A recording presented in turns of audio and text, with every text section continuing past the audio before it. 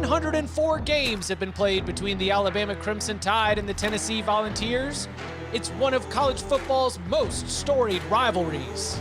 But rivalry may not be the best word to describe this series in recent years, as Alabama has won the last 15 matchups. And while Tennessee has come close a couple of times, namely in 2009, the Tide has rolled through the rest of this current streak, winning 13 of those 15 matchups by 2 or more scores. This year's version of the third Saturday in October feels different, though. Tennessee enters the game undefeated for the first time since 1998, the same year the Vols won their last national championship. And Josh Heupel's group has already exercised one demon earlier this season, taking down Florida in Knoxville and snapping that streak. So why not snap another streak while they're at it?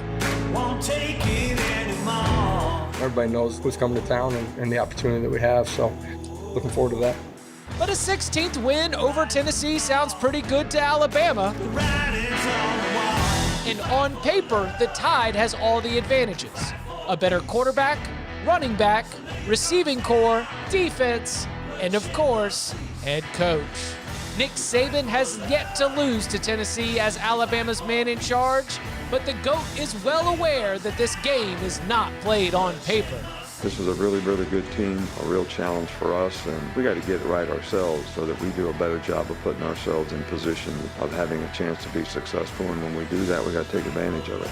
They say streaks are meant to be broken. We'll find out Saturday on Rocky Top on CBS. Rocky Top back on top, taking a look between Brady Quinn and Danny Kannell at their picks last week and overall. Brady making a come from behind win last week. 13-6-2 is his record. Danny 9-10-2. So we are all tied up, absolutely even. Their overall record for both of these gentlemen, 65-57-5.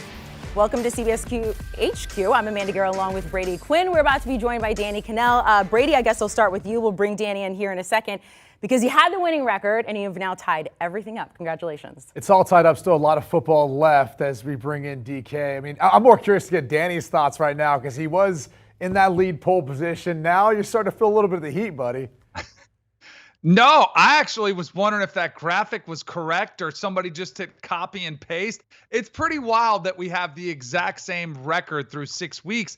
I think what's even more impressive was we're both pretty well over 500, which is not easy to do, especially considering when we pick these games every week, Tuesday afternoon, way before we get injury reports, way before we get depth charts, breaking news, all those types of things that happen later in the week.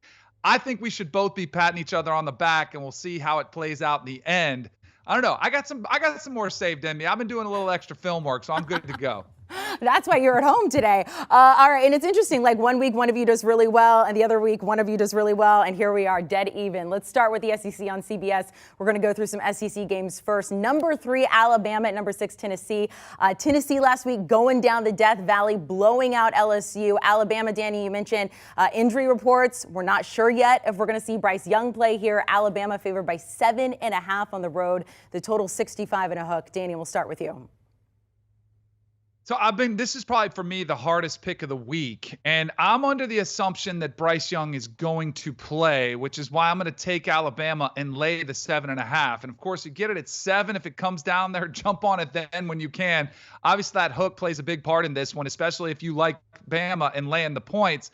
But I think Bryce Young is that difference maker. And I know Alabama has struggled somewhat on the road, but I also think this matchup is one where you might see a healthy dose of Jahmyr Gibbs to try to keep the ball out of the hands of Hendon Hooker for that Tennessee offense. They are explosive. They've got weapons all over the field. They've got a system which will really put a ton of pressure on Alabama's secondary.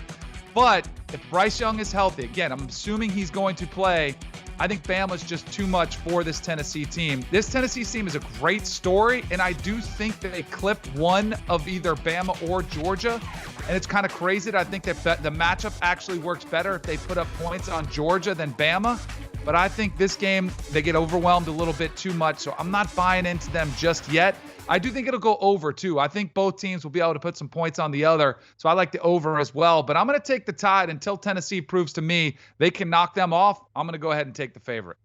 Well, Danny, I'll begin by saying I'm right there with you. I'm going to lay the 7.5 points. I think this line is baked in for Bryce Young to be playing in this matchup because otherwise you wouldn't think that Alabama on the road versus a Tennessee team that can put up points like they can with Hendon Hooker at quarterback would be giving up 7.5 at home. But that's where we're at. Here's some things that concern me about this matchup. If you look at that defense for Alabama, they have been nasty this year and kind of flown under the radar. I think there's a lot of potential for Hendon Hooker to be under a lot of pressure in this game. And on the flip side, if Bryce Young does play, it's a Tennessee defense that's giving up 300 yards per game. I would imagine that Bryce Young would be able to carve them up. And they found more balance over the past really couple weeks now with Jahmyr Gibbs, who you mentioned. Over 350 yards the past 2 weeks running the football, couple of touchdowns. He's all of a sudden become an important factor because they had to, make him and rely on him the past couple of weeks with the injury to Young. So whether it's Jalen Milroe or not, you're going to see a heavy dose of Gibbs in this one.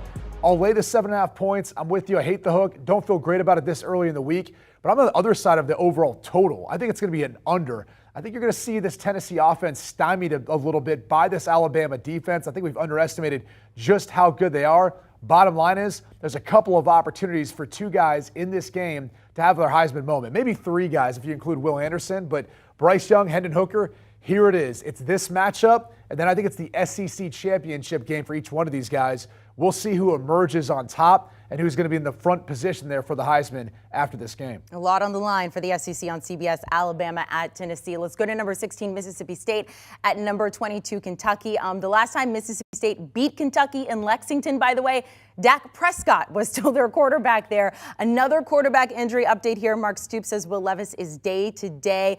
Teams kind of going in opposite direction. We have the Bulldogs winning their last 3, Kentucky dropping their last 2. Mississippi State is favored in this one by 7, the total 46 and a hook. Brady, what's your play?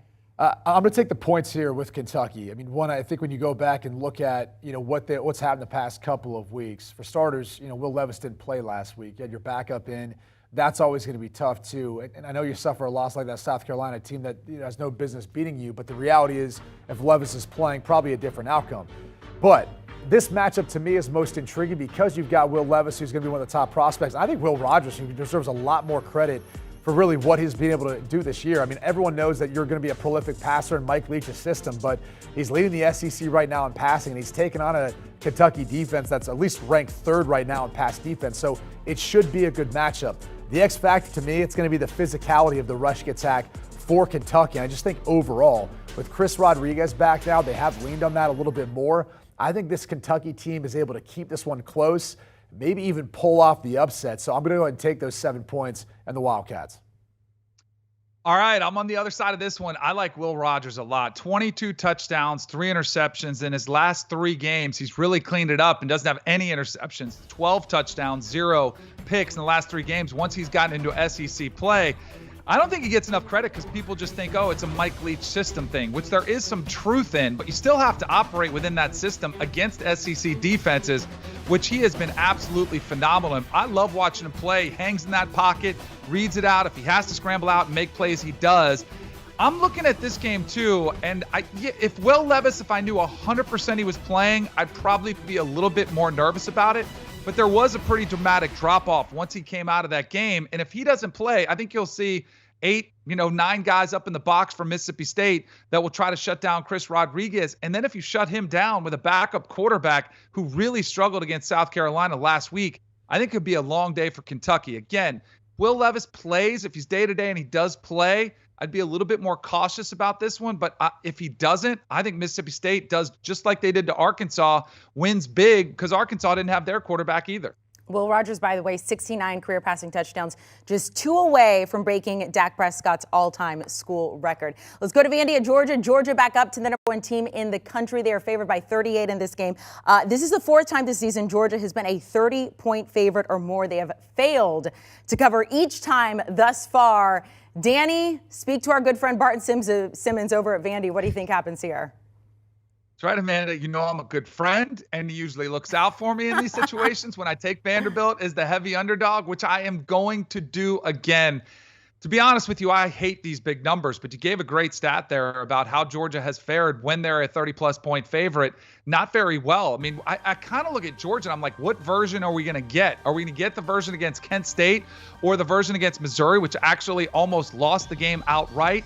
I think this one will be close. I think Georgia will have their way versus Vanderbilt, but I do think Vanderbilt is one of those teams that will keep clawing, keep fighting, keep potentially scoring late in the game with some passing touchdowns. So I think Georgia, I don't think you'll see that in the second half they're in danger of losing. I think they'll be in control of this game from start to finish, but I think Vanderbilt will be that pesky squad that doesn't go away. So I'll take that massive number within an SEC conference opponent and take Vanderbilt and the 38. I know it's hard to sometimes find moral victories, but if you go back to last week and look how Vandy leading Ole Miss at halftime really forced them to make a lot of adjustments that took them outside their comfort zone. I mean, Ole Miss has been a different offense this season, much more of a heavy rushing attack. Unfortunately for Vandy, then Jackson Dart started to find more his best prolific performance through the air, and obviously they ended up pulling away. But the reality is Clark Lea's building something there in Vanderbilt. I don't know that A.J. Swan's going to be able to do much versus this Georgia defense that is still tops in the country, at least in the SEC in that regard, only allowing 10.7 points per game. Jalen Carter's still going to be out for this one, so that kind of leads me to think that Vandy might be able to hang around and force a Georgia offense that, at least in the passing game, has been pretty anemic. Stetson Bennett's gone 3 games without throwing a touchdown pass. This might be the right tonic for him to get back on track, but I don't think they blow Vanderbilt out of the water. So I'll go ahead and take the 38 points here and Vanderbilt. Not saying they keep it close or they can pull off the upset, but I do think you'll see a version of Georgia that's going to be dominant, but at the same time not cover that massive spread. Auburn heading to number 9, Ole Miss. Ole Miss undefeated thus far, opened up as a 2-touchdown favorite here. The total is 54 and a hook. Brady, what's going down in the set? Well, I'm going to take Ole Miss in this case, and in part because I kind of look at where Auburn's at, and I just don't know how much more we're going to really see out of this group, especially considering, Coach Harsin probably is the next coach on that hot seat right now that's looking to get canned, and you just don't know how that's going to impact the locker room and the players. Ole Miss, which has basically dominated throughout this season on the ground, opened some things up. With Jackson Dart last week, just talked about that. His 3 touchdowns and 440 yards through the air were the most he's had all season. So I do think they've now kind of found the ability to do that. Bottom line is, though, I think you lay the points here. I'm not a big fan of the hook at 14.5, but to me, that's a comfortable enough number. I think, Ole Miss realizes the position that they're in right now. Lane Kiffin understands that style points matter, so he will try to pour it on if he has the opportunity to, given their ranking at this point, any chance to possibly play in the college football playoff.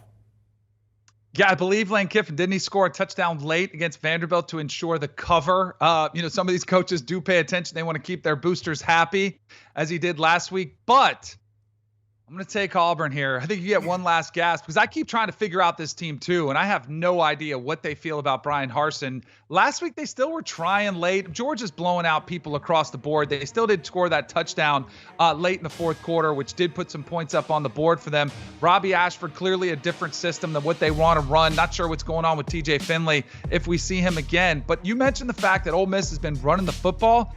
I think Auburn's front 7 will have some success against them, and it's also why I'm leaning towards the under because I think Ole Miss, if they get caught slipping here overlooking Auburn, it is still an SEC West opponent who is fighting. And let's assume they do like Brian Harsin, maybe they are still fighting and showing some good effort because if they're not, and we're going to be on that Sunday Brian Harsin firing watch, just like we've been almost every weekend for the last 3 weeks. Yeah, we asked Rick Neuheisel about that last week. He said, when you're at Auburn, you were always on the hot seat. Let's recap the ranked games we've got going on this week in the SEC, both like Alabama to cover the spread against Tennessee.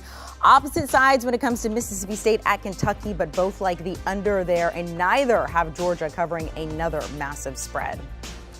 Welcome back into CBS Sports HQ, presented by Papa John's, getting ready for Week 7 in college football. Hard to believe we're already at Week 7.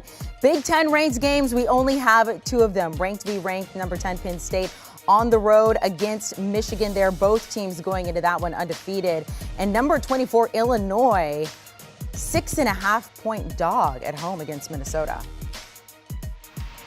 Welcome back in, Brady Quinn, Danny Kannell. I'm Amanda Guerra. So we got number 10 Penn State at number 5 Michigan. As I mentioned, both of these teams undefeated.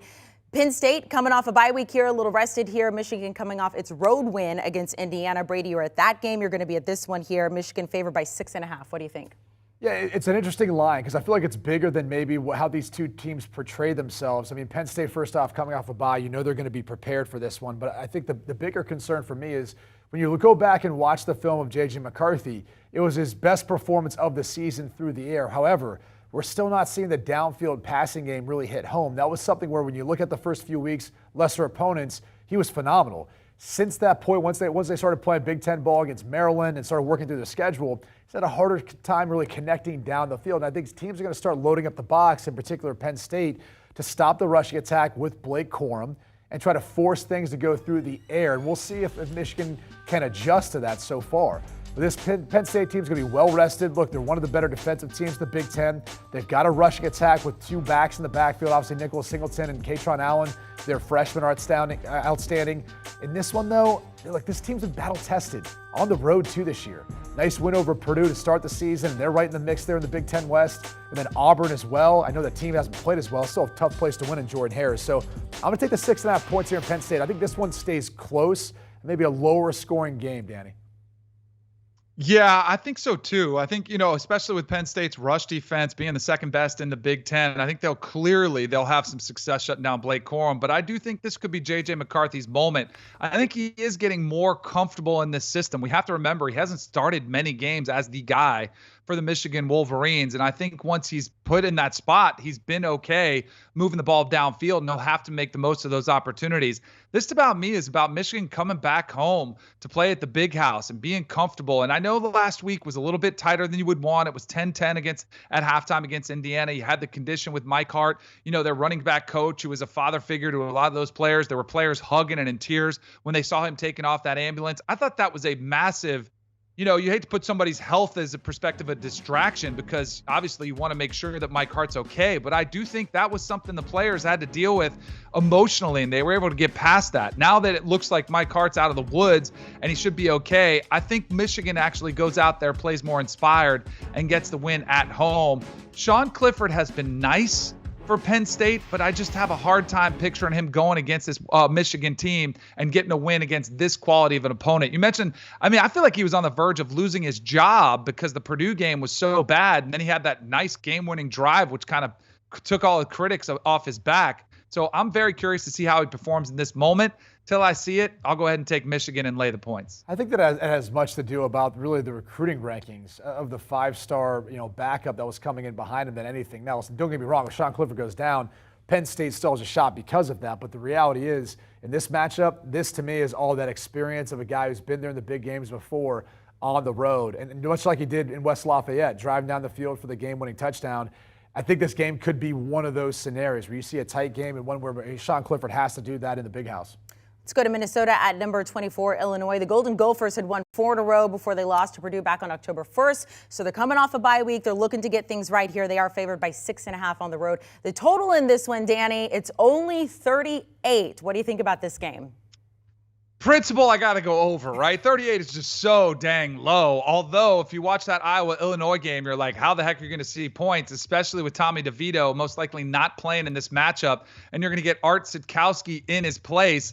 But I think this is a place where Brett Bielema is going to revel playing as the home underdog, no matter who's playing quarterback. I think they'll be more than happy to go ahead and say, we'll fire away. We'll keep running the football. And I do think Minnesota could present some problems for them, but that's too many points to me, especially if it is. If I'm wrong on the total, this game will be a tighter game, played back and forth, low scoring, coming down to a field goal. So for me, I think this is a critical matchup in the division. I like the home team here with all those points. Again, Art Sitkowski, he's played a lot. He hasn't played this year because Tommy DeVito's been playing really good football for him. But I'll rely on Illinois' running attack to get it done at home. And this is one of those plays I wouldn't hate if you took the money line either.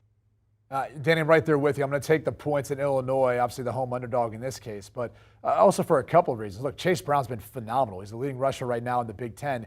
And then Mohamed Ibrahim's right there behind him. That's if he plays in this game.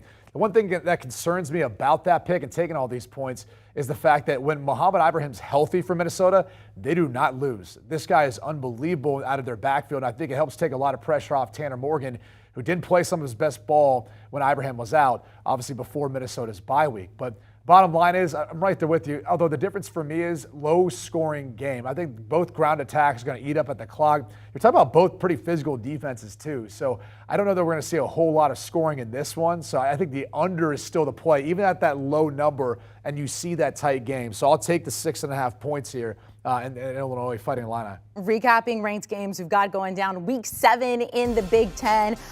Both taking the points with Illinois at home against Minnesota. Danny says he'll take the over on the 38. Brady going with the under there. And opposite sides, though, when it comes to Penn State at Michigan, when it comes to the spread and the total. Delivering you winning picks by Papa John's. At least we hope that they're winning picks. Taking a look at ACC ranked games we got coming up this weekend. Syracuse looking to go 6-0 for the first time since 1987. And you got Danny Kannell's Florida State Seminoles hosting number 4 Clemson. The Seminoles a 3.5-point dog at home. Okie dokie. We got number 15, NC State, at number 18, Syracuse. NC State coming off their win against Florida State. Danny, we'll talk about that later. No word, Devin Leary, if he's going to be available for this game. We were talking about it during commercial break. Doesn't really seem like it. Nursing a shoulder injury anywhere from 1 to 4 weeks, or 1 to 6 weeks, I should say here. So Syracuse favored by 3.5, the total 44. Brady, what do you think? Yeah, I'm on the side of Syracuse here. I'm laying the 3.5 points. Don't love the hook here just because I don't know that Syracuse has really been tested. They're coming off a bye. It's been obviously a couple of weeks, but Garrett Shrader is one of the better quarterbacks in college football. We haven't given him a ton of love or a ton of time, I think in part because they weren't in the national spotlight. Well, you will be for a matchup like this. Now, obviously, it helps, too, to not have Devin Leary on the other side if you're going to be taking or laying the points here in Syracuse. But the reality is that offense is starting to fall off even when Devin Leary was in the past couple of weeks, especially through the air. Turnovers, less completion percentage, all those sorts of things. So, look, I think Shrader is very capable of going in and being able to take care of business versus NC State. I also think it'd be a little more higher scoring affair. They like to run a little more up-tempo from time to time, too. So I also like the over on this one, Danny.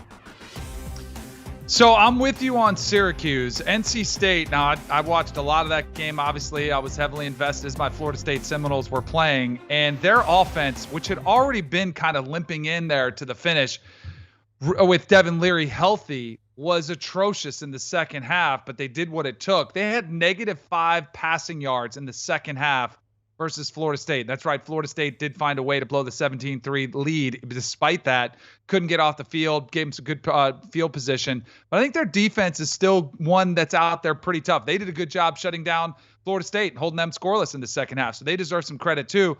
But you're right. Garrett Shrader, 11 touchdowns, 1 interception. Sean Tucker's been toting the rock. He's second in the country in rushing yardage. So they had to actually have a ground attack that's pretty versatile as well. Robert Anae, that offensive coordinator, comes in from Virginia. And if you remember last year, Brennan Armstrong was putting up massive numbers. He deserves a ton of credit too. I think this offense will figure out a way to put up enough points to cover that number. I'm going to say it's under, though, just because NC State doesn't have the ability to put up many points on the board. Last week, they ran their quarterback a ton when he was in the game.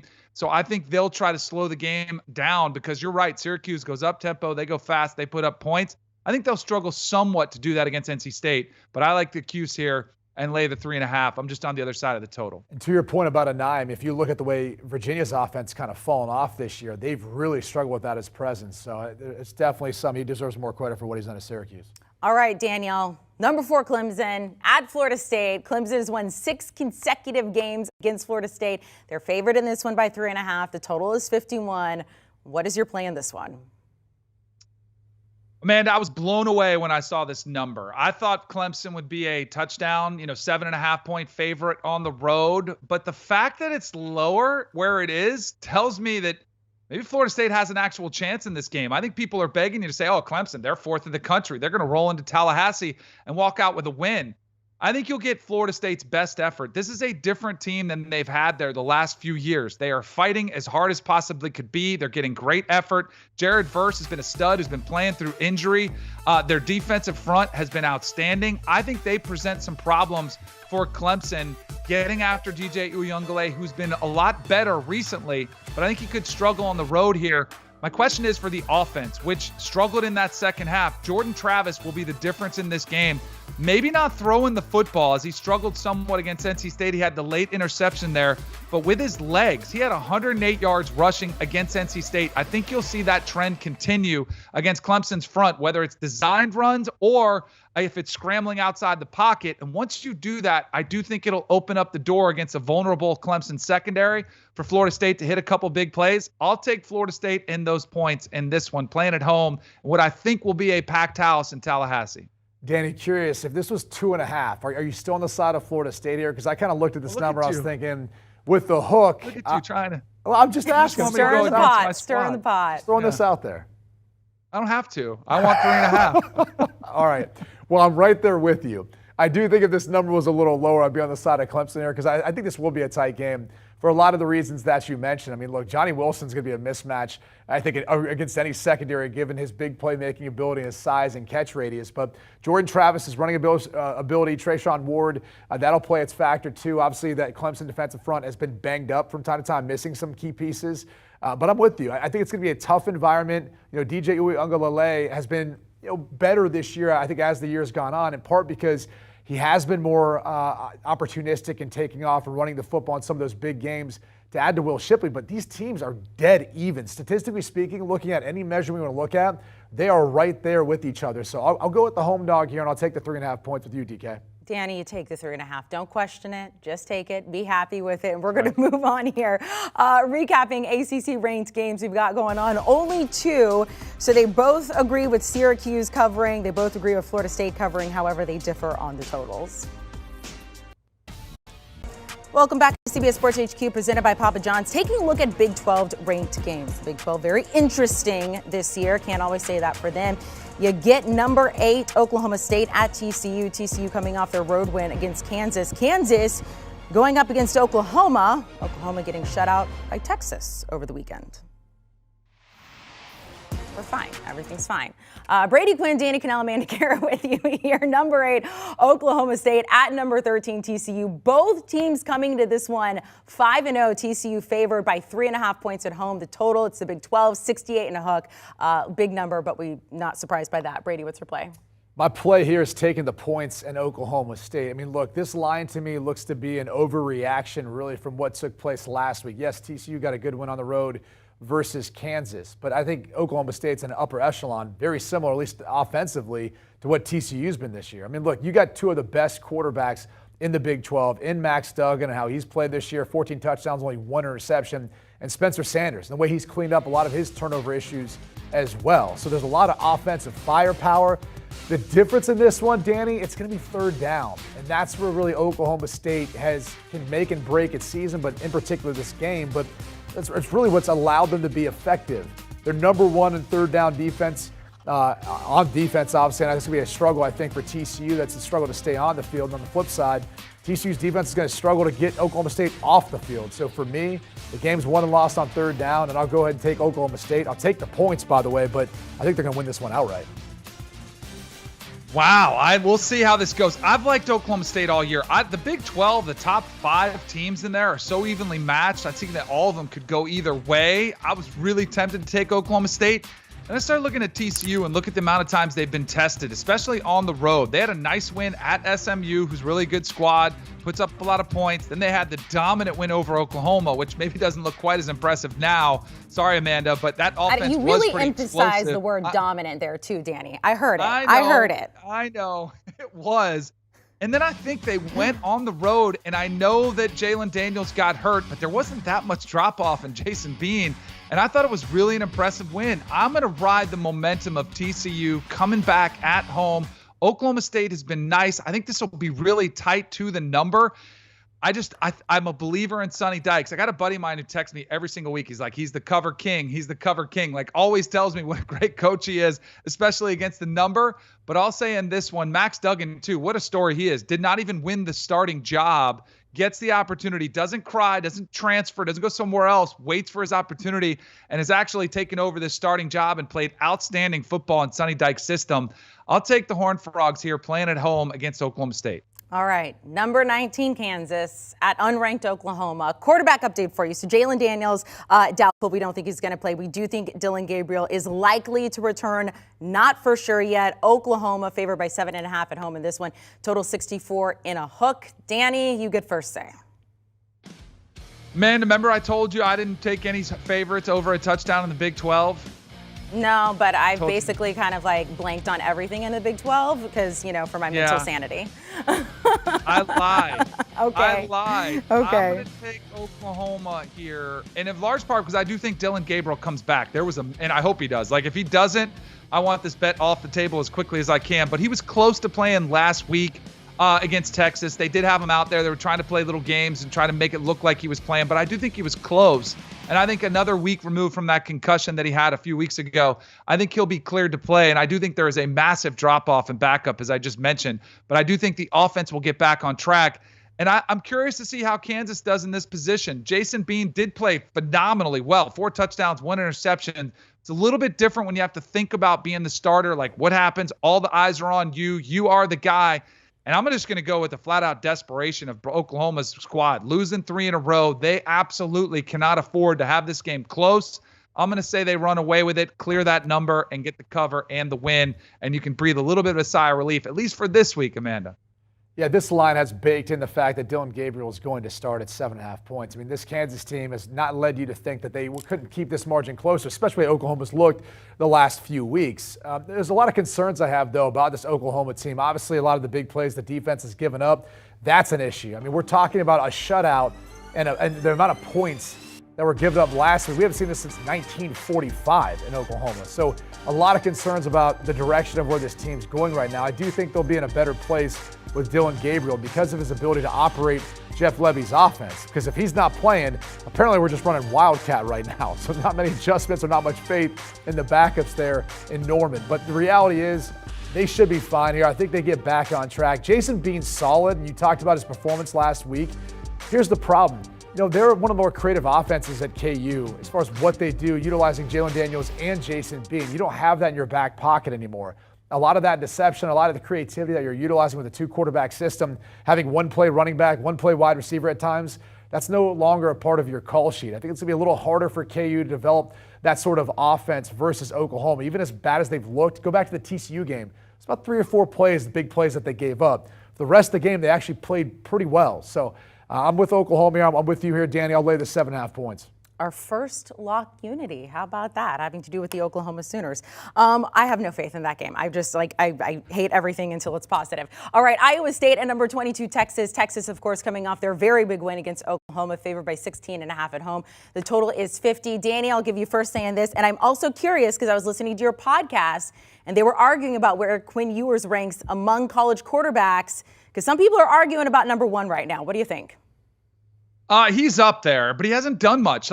He's been phenomenal. He's lived up to every expectation that's been heaped on him. They've been massive expectation. He looks the part, but really he's only played a couple games. We haven't seen him in the biggest spots. I mean, and again, the game, against Oklahoma was kind of in control from start to finish. That's not exactly a pressure-packed situation. And you'd have the game against Bama, which he was, knocked out of. But before he got hurt, he looked awesome.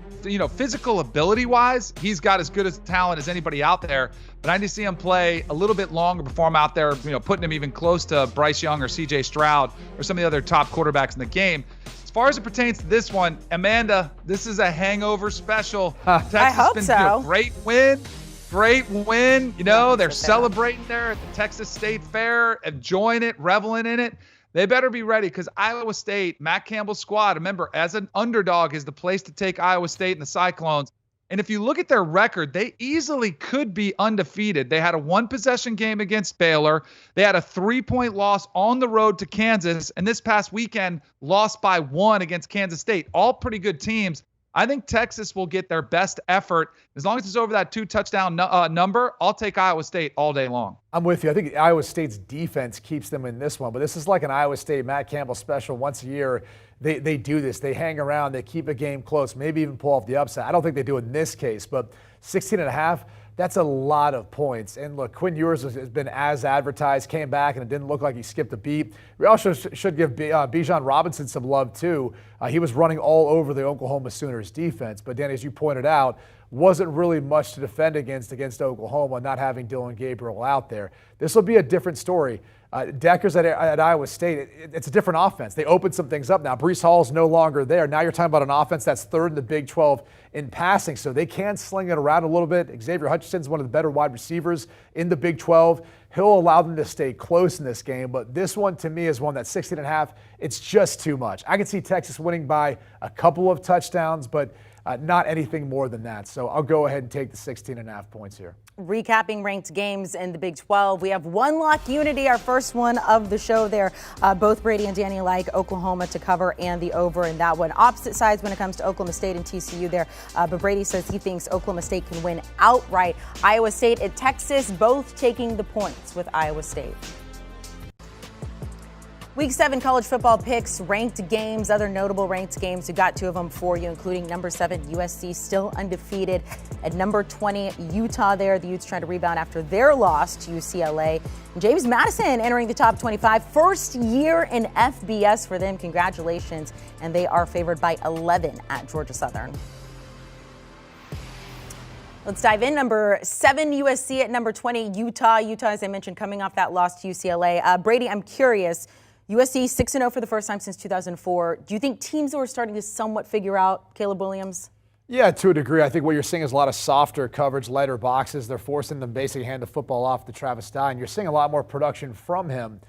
So that's been an adjustment. I think they're trying to limit a lot of the big plays that we saw earlier in the year from the Trojans and really not allow them to get started with that or just run away from them in games. But the good thing you saw from USC last week versus Washington State was halftime adjustments. Their defense came out second half, pitched a shutout.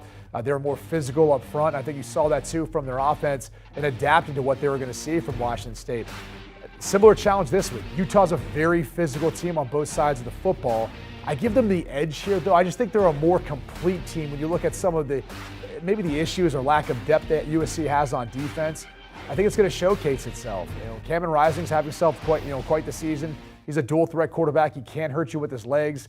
Not to go without mentioning, they're obviously the rushing attack too. But bottom line is, I think 3.5 points in Salt Lake City at altitude. It's a tough environment too. I'll go ahead and lay the 3.5 points. I don't love the hook here, Danny, but I do think Utah, even though they've got a couple of losses, probably is the better team, just maybe not the more talented team. When I look at USC, it's a great story, 6-0 start. But I also think at the beginning of the season, if you looked at their schedule, he said, yeah, that's probably doable. And now it's the best case scenario, being undefeated.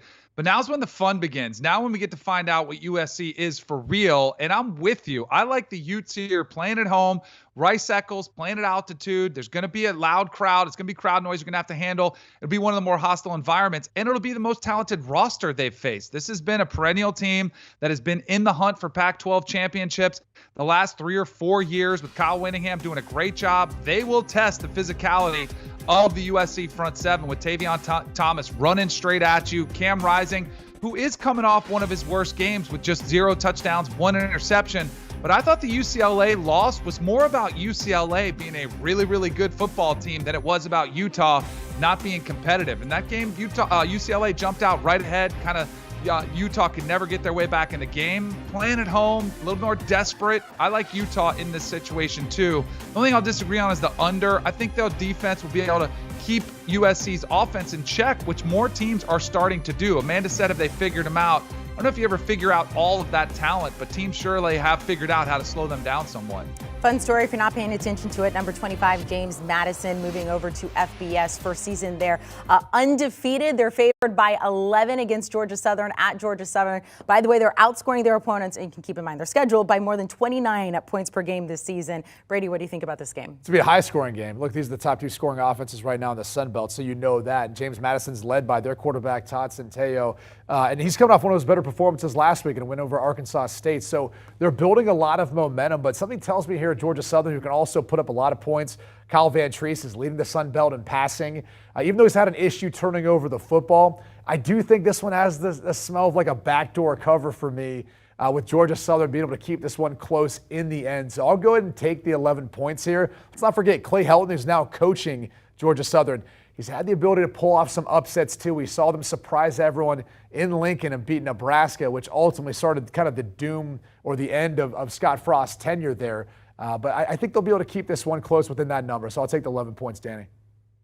I'm with you on the total. I'm going over. In James Madison games, they're 4-1 against the over, but they're also 3-0, James Madison, against the spread as a 10.5-point favorite. So I'll go ahead and take that. You mentioned Centeio, 15 touchdowns, just 1 interception. I think this is like, we were talking about this during the break about their first year playing at the Power 5 or FBS level, not Power 5, Group of 5 level.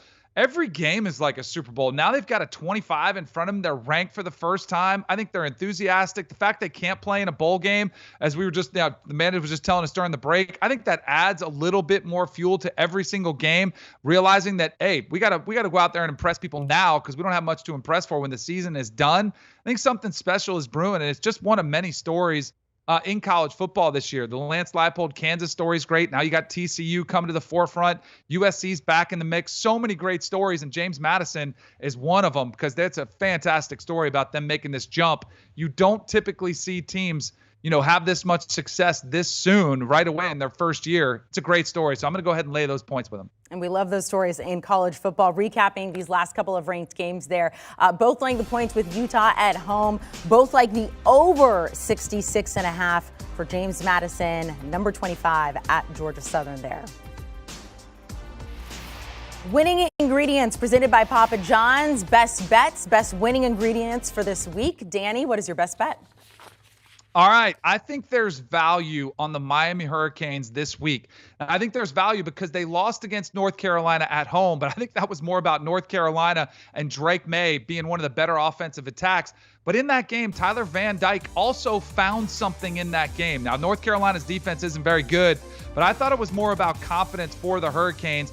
They're going to have a chance to go to Blacksburg, take on a team that is struggling this season, just 2-4. I think Miami goes out there with a much-needed win that they have to get. They win and cover. So give me the Hurricanes laying the touchdown on the road there against the Hokies. How about that? A Florida State guy picking the Miami Hurricanes. You don't hear that very often. I'm going to go back to the Big 12 and the matchup with Oklahoma State, head to Fort Worth to take on TCU. Again, I'm going to go ahead and take the 3.5 points, and I think Oklahoma State actually wins this one outright. So don't be scared to put some money on the money line there as well. I just want to go back to Spencer Sanders, the job that he's done this year, cleaning up a lot of his play. We talked about the third down earlier too, but if you go back to last week, looking at that KU-TCU tape, Kansas was moving the football almost at will at times versus TCU's defense. And if it wasn't for a few mistakes here and there, who knows how the outcome of that game could have changed, or potentially if their fortunes were different and Jalen Daniels could have stayed healthy. But the bottom line is, I think Oklahoma State goes in there and takes care of business. Hurricane Dan, that's what you're going to call you. You got Gator Dan, now we're going to have Hurricane Dan. Okay, so only one lock unity. That was Oklahoma hosting Kansas. And so our producer Jack says, because you guys only have one, we don't get a full screen. We do still get confetti. We just don't have a full screen. It wasn't worth making it. But again, only 13 ranked games because we have a lot ranked versus ranked. Danny Kannell, Brady Quinn. Danny, somebody record that. We want the lock. Someone record that. We want the lock. I know. I want to win as well. So I'm cheering for y'all as well. I'm just going to be wearing black until I put back on some crimson and cream.